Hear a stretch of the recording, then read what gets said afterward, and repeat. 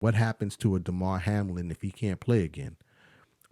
Does he get a job in the front office, right? Because as of 2020, they just had their first president. I believe that was Jason Wright was um, the first president of a team for the Washington Commanders, and that was in 2020. 100 years later, after the start of the league, the first black president of a team was Jason Wright. People's voice. Welcome back. Welcome back. This is the People's Voice. I am Trey Evans, and I am the People's Voice. Thank you again for checking out the podcast this week. As always, it is greatly appreciated. As always, we start off with thank you. Thank you to everyone who continues to listen to the podcast. We appreciate your support. Thank you to everyone who is new to the podcast. We appreciate you taking time out to listen to us. We understand that you can be doing something different with your time, so we appreciate the attention and we appreciate the support. Feel free to subscribe to the podcast so you can be notified when we drop episodes. We drop new episodes every Friday, and usually around 6-7 a.m. it hits the platforms, and then that's the audio portion, and then the video drops every Friday at 3 p.m. on YouTube. So thank you again to everyone for your support. Today, I want to talk about racial stacking. And I know that for some people, that terminology may not be familiar to you. And for others, you may have heard it before, or you may even know what it is. But today I want to talk about it a little bit. Specifically because race has come up. Well, race is always an issue here in the United States, and really, race issues are international as well. But here in the United States, race is a common discussion, specifically when it comes to access to resources and opportunities. But I want to specifically talk about racial stacking, and I'll explain what that is in a second, because racial stacking is basically something that is diagnosed within sports. And the reason I want to talk about that today is because there was an incident in a recent NFL football game where a player, who's the player's name? Damar Hamlin, who plays for the Buffalo Bills. He was involved in an incident where he basically had cardiac arrest. He had a heart event on the field. And, this was not only was it within the game, but this was during one of the biggest telecasts of the season, because this was done during a Monday Night Football game, which has a huge audience, right? And so, unfortunately, he went into cardiac arrest. Now, based on recent reports, and, I'm not making any type of medical judgment here, but they say that his condition has improved. For those of you who don't know, so Damar Hamlin was on the field. He went into cardiac arrest. They were able to revive him on the field. But it was a very scary moment because it happened on live TV. Anyway, fast forward, they're saying that he's improving. Now, I don't know what that means in terms of his future, is as just being able to continue to function without the assist of medical assistance, or if he'll able to play again, if he will ever be able to play again. But they say that his condition has improved. But the reason that I'm bringing that up, because it then led into a conversation about diversity in sports, and specifically in the NFL.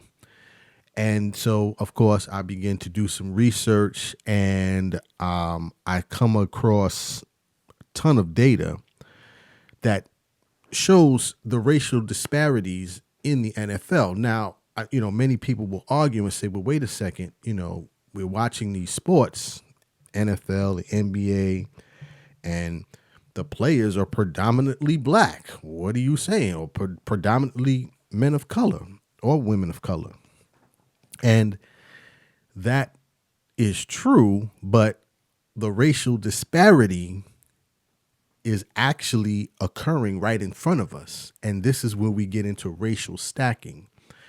And so today I'll talk about racial stacking, specifically to the NFL, because I want to keep it within the confines of what created my motivation to look this up this week. And then talk about some of the examples of that, provide some stats, and then, as always, offer some recommendations on what we think should be done to change this pattern that is currently occurring in sports. So, racial stacking. So, as always, as you guys know who listen to the podcast, I like to give a definition for those of you who are new. I like to give definitions, provides a foundation, allows us to move on from there. So, let me describe racial stacking. And I'm getting this information from the Berlin Institute for Integration and Migration Research. They did a report, and basically their report was focusing on professional soccer in Germany, but it is very much related to what I'm talking about today. So this is where I'm getting the definition from, just in case anyone wants to look it up. So, racial stacking. So it says here, racial stacking is a phenomenon in team sports in which black players are underrepresented in tactical and leading positions, while they are overrepresented in decentralized and physical positions. Again, so that's what racial stacking is. Basically, underrepresentation in tactical and leading positions and overrepresentation in decentralized and physical positions. So again, why is that being brought up, or why do you even want to talk about this, Mr. Trey Evans of the People's Voice? Well, because Damar Hamlin of the Buffalo Bills plays in one of these positions that are decentralized in a physical position. Damar Hamlin is a safety, and the safety, basically, not to get too sporty, sports talk here for those of you who are not sports fans. So basically, that's on the defensive side of the ball, right? So he is responsible for hitting, coming across the middle, covering. He's playing in a very physical position that has a high likelihood that he will be in a physical, he will have some type of physical activity, meaning between another player sometime during the game, right? And this is a result of racial stacking. So again, just to read the definition one more time, racial stacking is a phenomenon in team sports in which black players are underrepresented in tactical and leading positions, while they are overrepresented in decentralized and physical positions. And so, as always, we like to go to the data, right? So I just gave that information, and some people would say, well, that's one position, right? It's not the entire team. Well, let's give out some information. So, first of all, there's been a lot of conversation about the representation of black athletes, African-American athletes in the NFL, and I've heard all type of stats, but I want to make sure that we have the correct stats. So, in the NFL, and this is just among the players, currently, African Americans represent about almost 60% of the players in the NFL. Now, I've heard 70%, but that's not correct. African Americans represent about 60%. Now, overall in the NFL, Men of color represent 70%. But when you think about men of color, you're also putting in Asian, Latinos, and all other races or ethnicities. So, but 60%, almost 60% is still a lot, right?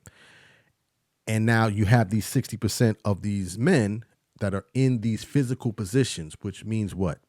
Higher risk for injury, higher risk for severe injury after playing sports, therefore, thereon and so forth. So that's one of the issues that's currently being discussed in the NFL. Why is racial stacking still happening at this point? Now, just a little bit of history.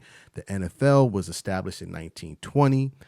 It is well over 100 years old at this point, and still this level of diversity or lack of diversity in these positions is still current. Just to kind of give a breakdown so you can have kind of a visualization of what I'm talking about. So just going through some of the positions on an NFL team, and I'm just talking about the players now. There's a breakdown literally of people of color compared to non-blacks or white men, basically, just to keep it simple. So in the center position, for instance, right, in the center position, basically you have almost 70% of white men are in the center position, but only 20% or even less are in the center position as black men, right? So why does that matter? Well, because often in those type of positions, those are positions of leadership, right? The center of the football team is directly connected to the quarterback, and the quarterback and the center work in tandem. So oftentimes men of color are not put into that position. This is, again, a result of racial stacking. The quarterback, and if you follow sports, and even if you don't follow sports, you probably already know this, but the quarterback in the NFL is often a white person, a white man, right? And this has been for over 100 years. Now, 1923 was the first time that an African American was in the quarterback position, and that was Mr. Fritz Pollard. So in 1923, Mr. Fritz Pollard became the first black quarterback to play in the NFL. It's 100 years later, okay? And as of the start of this season, out of 32 teams, there were only 11 quarterbacks to start. And I don't know where the numbers are at this point, but at the start, out of 32 teams, there were only 11 quarterbacks, or 11 black quarterbacks, or I should say 11 quarterbacks of color that started. So again, in terms of the quarterback position, leadership position, not as physical, high representation of white men compared to men of color. Then once you start going down the line and you get to the more physical positions, then you really see these disparities, right? So for instance, running backs, only 10% of running backs in the NFL are white, whereas you have almost over 85% are men of color. That's a very physical position. If anyone who follows the NFL, you know that the running back is not going to be a lifetime player, right? There are rare players. You can throw out the names, the Walter Paytons, the this ones and that ones, but for the most part, the lifespan of a running back maybe 3 to 5 years. But oftentimes you'll hear that they have injuries because it's a very physical position. Wide receiver, same thing. Coming across the middle, physical position. You got to catch the ball and you got to expect to get hit. There's overrepresentation of men of color. Right here, I'm looking at a stat basically says about 10% of wide receivers are white. Almost 90% are men of color, and then there's other races involved. So we're talking about huge disparities within the NFL, and this is a result of racial stacking. So why are we talking about this? Well, again, because of the Damar Hamlin incident, it created a lot of conversation around race, right? So this does not just translate onto the field, right? So I'm talking about the field to start, but this then translates throughout the entire NFL. This is not just isolated to the players, because if men of color are not put into leadership positions on the field, then when they retire, their chances or prospects of becoming head coaches or becoming men in leadership in back offices also suffers as well. And I was reading a report here from the, where was I reading this report from? That was very interesting. Oh, yes. I was reading this report from Northwestern. Northwestern University did a report on, what is this report on? Basically, to demonstrate the effect of psychology studies on racial equality. And they basically did a research, or did some research on racial stacking. And the two professors here from Northwestern, basically they stated that they found through their research that people use racial stereotypes, and I'm reading directly from the paper. It says that people use racial stereotypes when they judge someone as a reckless risk taker or as a responsible one. They did basically a survey where they asked 1,600 people, which were predominantly white, how they perceive black men. And basically they perceive black men to be more risk takers, right? Say, okay, and then they perceive white men not to be risk takers. Again, I know people are listening and like, okay, well, what does this have to do with sports? Well, that same racial bias, or that same racial perception, is now brought into sports. So then you begin racial stacking by putting black men into more risk-taking positions, more physical positions, where the likelihood of them becoming injured, or the likelihood of them not being able to progress in their career after they leave the field to go into leadership positions, this is a result of some of these bias, this bias that is created through this perception that men of color are less, are more prone to be risk takers, and that they're less disciplined. Therefore, this then translates into a much bigger issue once they become, or they seek out leadership positions within the NFL, within teams, within the team, or even outside of the team. And this is reflective because as you go through some of the data current today in terms of head coaches and men in leadership, there's huge diversity in terms of coaching. As of today, there's only three black head coaches in the NFL out of 32 teams. Now, there's a total of, I believe, 6 men of color altogether. But again, they're taking into effect Latinos and Asian and other minorities. But 32 teams, there's only 3 black head coaches, and active and retired players represent well over 60% of the players that have come through the league. In terms of diversity, matter of fact, NBC did a piece on this, and I'm going to play this so you can hear, where they give a breakdown of the number of players and the number of coaches that are actually men of color and white men, so you can hear that breakdown, and then I'll follow up from there. So let me play this from NBC. Belong to white men. Now let's take a look at why this is. For the last 10 years, the NFL has tried. They've had the Rooney Rule. The league has tried to encourage these owners to essentially do better. They've not required it. They've kind of coerced. Well, they haven't done so well. Among head coaches in the last decade, there's been 51 white head coaches, just 11 of color. General managers, The ratio is about as poor, 31 overall, just 6 of color over the last decade.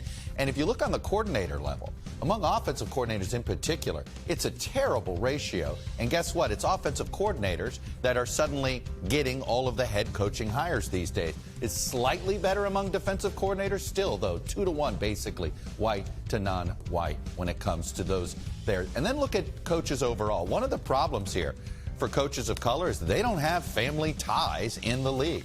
Of the 792 coaches, basically more than 10% of them have relatives, are related to other coaches in the NFL. And look at it among head coaches. A third of NFL head coaches are related to other coaches.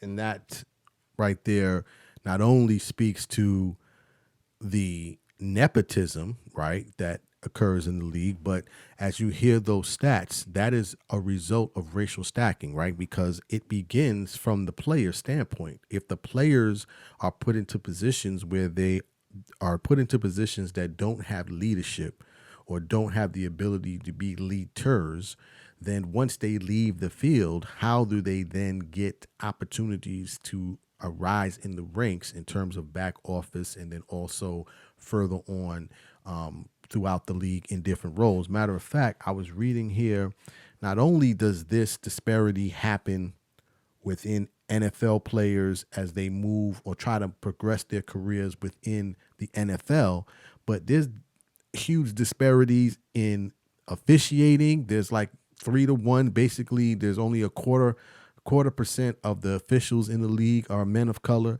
In broadcasting, I'm reading right here from Zippia.com. It says, as of 2019, among the 251 broadcasters, these are broadcasters who work with the NFL's TV and radio partners, only 49 out of the 251 were men of color. And matter of fact, in 2019, there were only 2 black announcers on TV, and that was Greg Gumbel and Brian Custer with Fox. And this, I'm talking about play-by-play. So in terms of, okay, so now we've given the problem, so let's talk about the solution, right? So one of the solutions has to be, and this again only comes through money. The consumer has to speak up in regards to this. They have to question this. Now, we have a responsibility, and now I'm just specifically talking about black people, right? We have a responsibility to not only bring this up, but also challenge teams. And I'm talking about at the peewee level, at the high school level. We have to challenge why our children are being automatically put into these positions, right? We have to challenge at the lower level first, right? That's something that we control. Hey, why is my son playing safety when he has an arm and he can play quarterback? Or why is he playing, defensive end or wide receiver when he can possibly be a center, right? We need to challenge at that level. Then at the professional level, there has to be conversation about how do we spend our dollars, right? And this will take all consumers to challenge that. Super Bowl is coming up. Everybody's going to get geared up. I've been walking through the stores. I see all of the signage there and, game day and, stack up. Well, you have to make this known. And the only way these organizations respond is by hitting them in their pockets. There has to be not just conversation, but there has to be a true economic hit to the organizations that run these companies. That run these teams. Out of the 32 teams, all of these teams are worth over $1 billion. Each one of them are over $1 billion. So alone, that's about $35 billion of worth, which is a reason why they continue these practices where they don't feel like they have to have any responsibility. But if the consumer makes a decision and begins to question these and also hold their dollars, then this makes a huge difference in terms of not only getting their attention, but getting progress done. There's no reason why out of 32 teams, there's only 3 black head coaches when it's over 60% of representation in terms of active players and even former players that are black. And I'm specifically talking about black now. Men of color, it's 70%, but black, it's almost 60% in a league. So what happens to that player after they're done with their playing career? What happens to a Damar Hamlin if he can't play again? Does he get a job in the front office, right? Because as of 2020, they just had their first president. I believe that was Jason Wright was the first president of a team for the Washington Commanders, and that was in 2020. 100 years later, after the start of the league, the first black president of a team was Jason Wright. So what do we continue to do, right? You're going to continue to complain about it when another Damar Hamlin incident occurs? We have to take action, and how you take action is you get them in the pocket. How do you take action? Don't watch the games. Don't support. Don't buy the jerseys until they meet our demands. And I know people are going to hear this and be like, okay, the NFL is $1 billion company, blah, blah, blah. The power is in the consumer. I just said this in the last podcast. The power is in the consumer. So that's my recommendation. Now, of course, it needs more feathers and needs more wings to fly, but it has to start somewhere, and that start has to start with you. I personally last 2 years did not watch the Super Bowl, and that was a result of the race norming